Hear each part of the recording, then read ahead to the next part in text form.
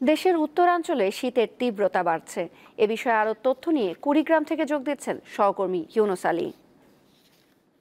ইউনুস, শীতের তীব্রতা কি দিন রাতে সমানভাবে পড়তে শুরু করেছে, আর আবহাওয়ার পূর্বাভাসে কি বলছে? তৌছিয়া, আপনাকে জানিয়ে রাখি যে উত্তরের জনপদ কুড়িগ্রাম এটি একটি শীত প্রবণ এলাকা। গত এক সপ্তাহ থেকে 5 থেকে 7 ডিগ্রি সেলসিয়াস তাপমাত্রা কমেছে।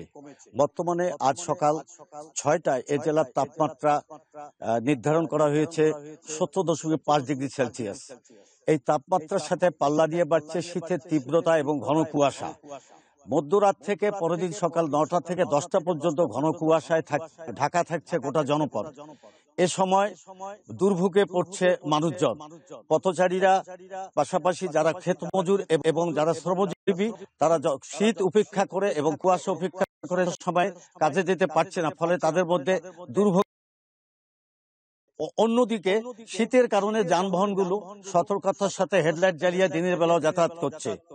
আপনাকে জানিয়ে রাখি, এই শীতের কারণে এ অঞ্চলের নদ নদী তীরবর্তী এলাকার প্রায় চর এবং দ্বীপ চরের প্রায় লক্ষাধিক মানুষ শীত কষ্টে পড়েছে।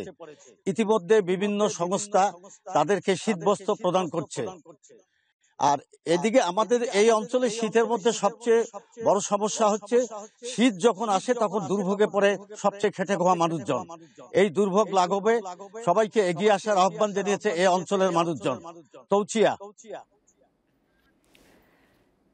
আমাদের কুড়িগ্রাম থেকে জানাচ্ছিলেন সহকর্মী ইউনুস আলী।